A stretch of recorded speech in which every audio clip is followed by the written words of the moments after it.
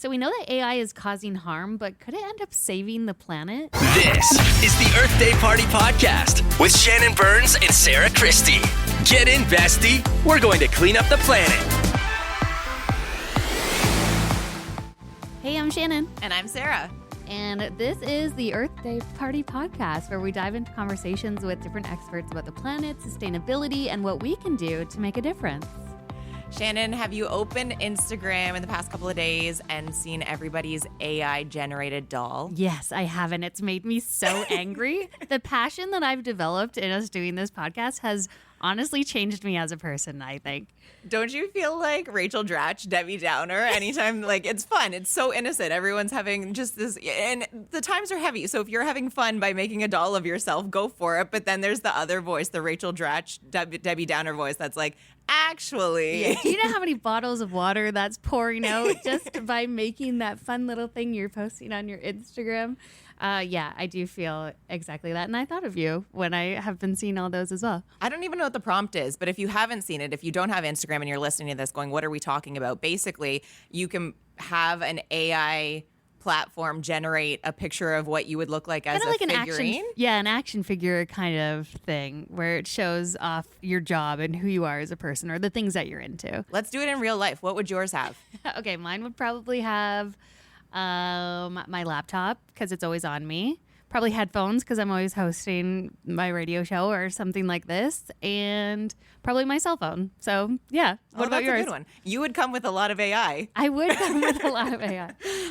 Mine would probably come with a jar of peanut butter. Okay. I think if you don't eat meat, and especially if you're a vegan, you get it. A cat. For sure. Yeah. And probably like a speech bubble that says, thanks, it has pockets. I was going to say like a household plant or something I could see true. for you as well. That's so great. But yeah, we are talking about AI today, which obviously is a big topic that comes up when we talk about the climate crisis and really the harm that it's doing to our planet. But there might be some hope for AI as well, right? Well, there is this other side where technology is coming in handy and a powerful tool for advancing solutions. This whole Earth Day party is in support of WWF Canada. And if you go to their website, they actually have a conservation technology hub where they talk about how they're using AI. So here's an example of one of the projects that are listed on their website utilizing AI. So it's called Machine Learning AI. So they write that AI is fundamentally changing the way that we study and protect wildlife. It can help predict the extinction of species and measure the global footprint of business and industry. It can also be used to stop wildlife poaching, predict future climate change, and foresee changes in water quality. This is really cool. So one of the projects, they're currently using AI to protect whales in BC. Wow. So they have these 4 underwater hydrophones that are capturing all the calls and the clicks and the moans of orcas, humpbacks, and fin whales. So when you hear that, it's kind of hard to argue with AI. Yeah, and I think all the advancements that we've already seen when it comes to like the medical field and all of that stuff, it does seem like AI does have some good things going for it. So that's what we want to talk about today with our technology analyst, journalist, expert, Carmi Levy. And if you're like us, still trying to just wrap your head around what AI is and why it's not everywhere, this one is definitely for you because he gets into explaining where the waste stream comes from when we're talking about AI, how we can be more responsible as individuals when using AI and asking ChatGPT questions, and if asking AI questions is actually the same as pouring out a bottle of water. Should we get into it? Let's do it. Okay, so we have heard time and time again that AI may not be the most environmentally friendly practice, but for those who aren't in the AI world, where is this waste coming from? Like when we're talking about its environmental footprint, is there one centered area or is it kind of an array of waste? It's a range of things, but it all comes down to energy consumption. And so if you think about anything that you ever do on your computer, that will always consume a certain amount of electricity. So if you Google something, for example, it's going to use a small amount of energy. It's sending a request out to a computer in a data center somewhere far away. And it's got to, do some thinking, churn something. Of course, that takes electricity. And then it has to send that answer back to you in the form of links or whatever. That usually takes a really tiny amount of energy, about 0.2 grams of carbon dioxide emissions. So really not a lot of energy, but if you think about how many Google searches you do over the course of a day, it adds up. So now let's shift our attention over to artificial intelligence, and we open up ChatGPT and we ask it a question, we give it a prompt, and it doesn't just give us a bunch of links. It actually synthesizes a response. It can write an entire paper for us. It does a lot more than Google does, which means it's a lot more power hungry than Google. And so AI is known as what's called compute intensive. It really makes computers work hard. Even for the most basic ChatGPT ask or prompt, it will use at least 10 times as much energy as an equivalent Google search, which means, again, all these people, millions of people now, we're all using ChatGPT every day and other AI tools, and all of that energy use adds up, which means that companies like Microsoft and Google and Amazon, they're just falling all over themselves trying to build massive new data centers with incredibly powerful computers and servers, and they're actually locking in energy sources for these data centers to power them because they've never had to sort of have as much electricity on hand as they have now thanks to AI. So something to really think about. Every time you ask a simple question, there's a bit of a downside to that, and it does have environmental impacts depending on where all that electricity is going to come from. Totally. It seems like it is, like you say, like creating so much waste and so much power and energy. Are there any policies that are being put into place in order to restrict this, or is this everybody just going nuts with it right now? So far, it looks like the industry is kind of plumbing ahead on its own. For example, Microsoft signed a deal to restart the 3 Mile Island nuclear power plant. That, of course, was the scene of North America's worst ever nuclear accident a few decades ago. And so they're trying to identify what they call clean sources of energy, right? So we don't want to burn fossil fuels. We don't want to contribute to more greenhouse gases. If we're going to need the power, it should come from sources like nuclear or solar or wind. So Amazon and Google are doing the same thing. They're partnering with clean energy suppliers to build new facilities to generate the power and then make sure that that's what powers these data centers. So there isn't policy in place now. And given what we're seeing happen in the US right now, I don't think we should expect to see that happen there for a while. But the industry recognizes that it's just not sustainable to burn fossil fuels and to use, old dirty methods of electricity generation. So they are leading the charge, and I'll give them credit for recognizing that it's important to do the right thing, even if it costs them a lot of money.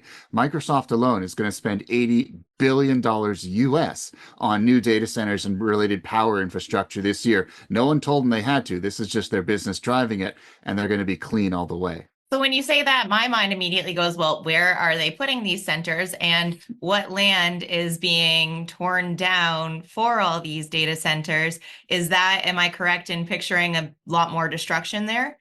Big time. The question is where are these going and what kind of rules and regulations are governing these technology companies as they try to meet their business obligations, their business imperatives. And in some cases, especially now, because we're seeing regulation be torn down in the US, we are seeing technology companies run ahead, and environmental concerns may not be necessarily top of mind if they want that land, if they want to build those transmission towers and transmission lines, and if they want to put all that infrastructure in place to power the AI economy of tomorrow. We're just getting started with AI, and over the years, it's going to continue to grow at basically not even exponential rates, logarithmic rates. That curve is going to be incredibly steep. And so governments are not going to be able to, even if they want to, keep up with the industry's sort of push for that. And that means that we are going to see some significant stretches of land that probably shouldn't be abused. They will be abused in the process, and we're going to have to watch for that.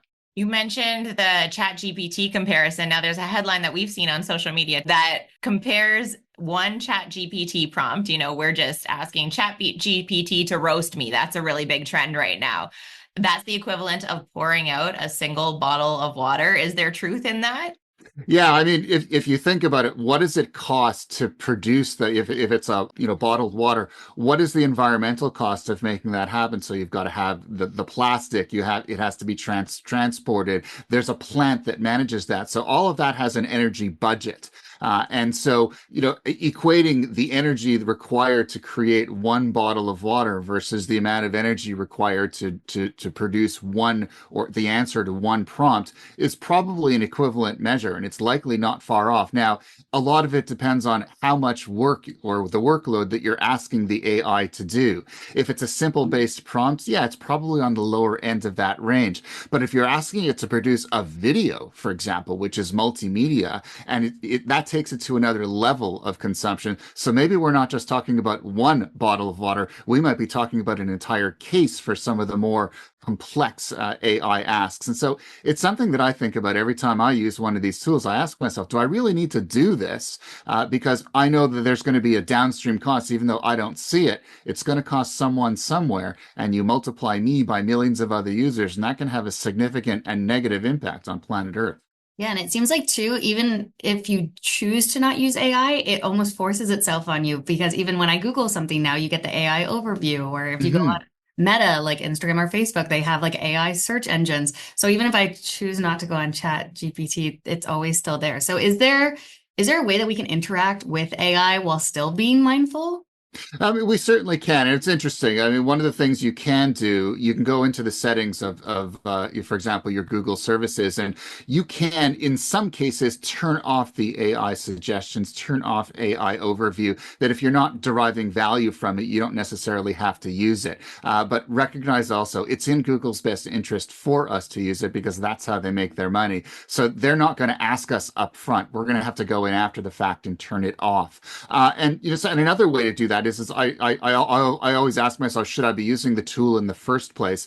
AI seems to be the go-to default. It's the technology of the moment. It's hot. It's what everyone's talking about. So certainly everyone is kind of, okay, I'll use GPT instead of Google, but I make a conscious decision up front. If I don't need it, I don't use it. Same thing with multimedia. If I don't necessarily need to make a multimedia prompt, then I certainly won't go in that direction. It's much the same way that I just don't leave TikTok on endlessly all day, every day, because that also comes with an environmental impact because it takes a lot of energy to run all those videos and broadcast them to my device. Everything adds up, and everything that we do online will have some kind of environmental cost attached to it. And as long as we're conscious up front about what that cost is and what we're doing to minimize it, we can do our best to not be part of the problem. We can be part of the solution. Wow, I didn't even think about that with TikTok. That's everywhere. Now I'm ruining TikTok for everybody. No, that's okay. Now, if you go to the website for any of the big companies you mentioned, they all have pretty sustainability reports that I'm sure the average person isn't reading, because why would you?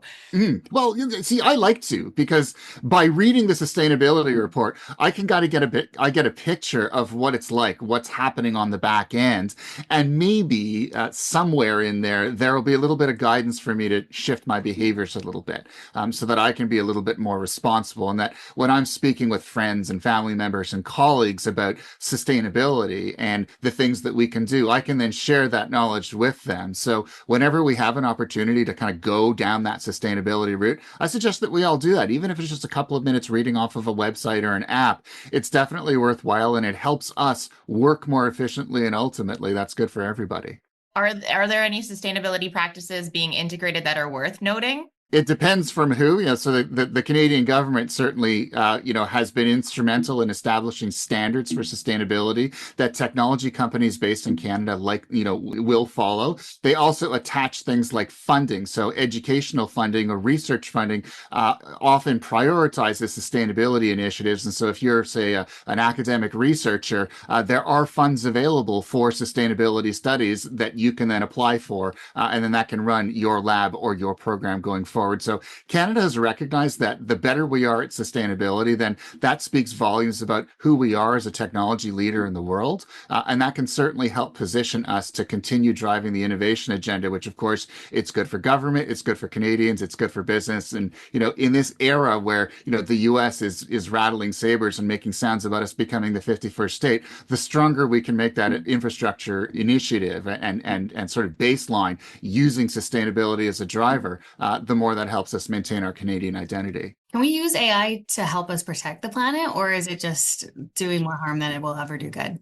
No, and that's the thing is there's no such thing as a good technology or a bad technology. And just because AI consumes more energy than other technologies doesn't necessarily mean that it doesn't have a positive role to play. So, for example, artificial intelligence is already being used, for example, to conduct analysis of satellite imagery to identify, for example, which crops you should plant in a certain area or how that field develops over time to give farmers more insight to use that resource even more effectively. Plant the right things at the right time, give them the insight they need to squeeze more utility, more value out of their crop, out of their land. And we know farmland is not limitless. And so by using AI to give farmers the answers they need, that can be a really powerful tool for us to become an even bigger agricultural superpower than we already are.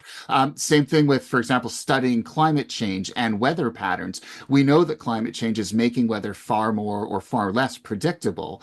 So, for example, we just lived through ice storms and snowstorms and tornadoes rolling across the border. Imagine if we used artificial intelligence to study these patterns and understand the atmosphere and meteorological patterns in advance so that we can prepare for them more effectively and deploy resources more effectively so that we're ahead of the game, not behind it. This can save lives. It can reduce costs for the public sector, and it can allow us, to get more out of the infrastructure that we've already invested in. So AI is already being used in what I like to call point solutions, specific use cases that have real benefits. And that's really the cool thing about it. It's incredibly powerful technology that when pointed in the right direction can make a huge difference, put knowledge in the places where it needs to go, in the heads of the people who are making those appropriate decisions so they can make the best possible decisions that ultimately saves us money, saves us energy, and reduces risk.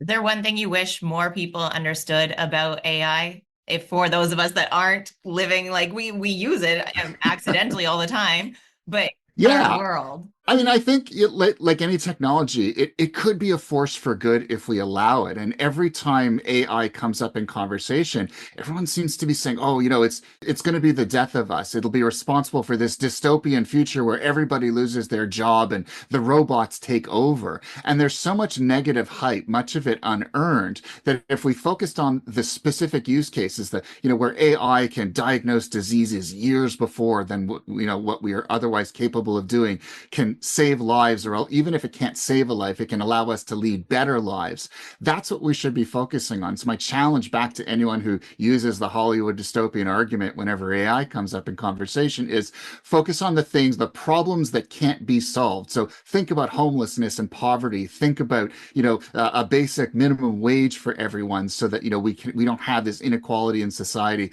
Think about diseases like cancer that we've been struggling for all of our lives to cure. Imagine if we could, and AI could very well be the tool that unlocks that. We just have to get over our misgivings about AI and allow us to unleash it in that direction. Oh, thank you so much for your time and for kicking off the week this way. Yeah, totally. You guys make it insanely easy, and I'm so glad you're doing this. Like, this is so important. It's so important for us to recognize that technology can really change the way that we live. It can, and for the better. We just have to allow it, and we have to sort of do a little bit of homework. But if we do that research and we talk to the folks who know what they're doing and know what they're talking about, we really can, change the tone a little bit, because there's so much negativity out there. This is one of those positives that I just love to focus on. That was our conversation with Carmi. What an expert. He just had all the answers to every question that we threw at him. Definitely rethinking every time I open my phone and I'm just mindlessly scrolling. Oh, I know. It always adds to the guilt, I feel like, these conversations, but it's always very eye-opening as well. So it really helps you determine different decisions that you make when it comes to AI and technology and all of that stuff. Good to be aware of for sure, but this is also a special episode because we had the chance to bring in a second guest. Yeah, look at us. Sustainability in the Digital Age is a think tank at Concordia University that explores how digital innovation can be used in support of healthy people and planet. Their mission is to help build a sustainable and equitable future, and they work to build a bridge between sustainability science and digital innovation to achieve the UN Sustainable Development Goals and promote living within planetary boundaries. So we chatted with Damon Mathews from Sustainability in the Digital Age, because this is a group that are actively trying to make us more aware of the AI environmental impacts and what we can be doing as individuals to be more mindful. So in that conversation, we got to ask Damon Mathews whether or not he thinks AI is currently doing more harm than good. This is what he had to say. In terms of the impact on the environment, I would say AI is doing more harm than good. I would also say that's true of every single other industry that exists on the planet. Environmental damage is accelerating, across the board. And that is because, we are, operating our economy and living our lives in a way that is not oriented towards environmental conservation. That doesn't have to be the case. And like everything else, there are ways of running AI more sustainability. If every AI data center on the planet was powered by solar or wind, that would make a big difference to the trajectory of future environmental damage. If we consciously applied AI in ways that would decrease the environmental footprint of other industries, that could have a really big effect. And what's also cool is that he shared a really helpful exercise to keep in mind before we sit down and let AI do all the work. Yeah, I think the conversations need to be about the value of climate policy and environmental policy more generally. I don't think we should beat ourselves up and feel guilty about doing it. Like everything else, you want to be careful not to waste. This is a resource that we're using that does lots of interesting things for us, but we want to, be judicious and use it when we need to and not waste the resources. When you do that, you have to decide for yourself if the extra energy is worth, if the quality of the answer you get is better, right? And if it is, then it's maybe worth the extra cost. Anything that we do in the world produces emissions and has some environmental cost. It's almost impossible to live a completely environmentally sustainable lifestyle in the context of our current society. So we have to just live our lives as consciously as we can. And at the same time, make sure that governments know that people want environmental protection and we want to be able to live our lives in a way that doesn't degrade the environment around us. That's such a great way to think about it, right? Especially when you are deciding if AI is actually worth it or if the good outweighs the bad that's being done by using AI. Kind of like we were talking about in the beginning with WWF, that they're using AI to actually help wildlife, even though using it also does some harm. Yeah, and he made a good point about how basically every industry is doing damage when you think about it, just because growth is rapidly causing a lot of damage. But it's all about how we use it.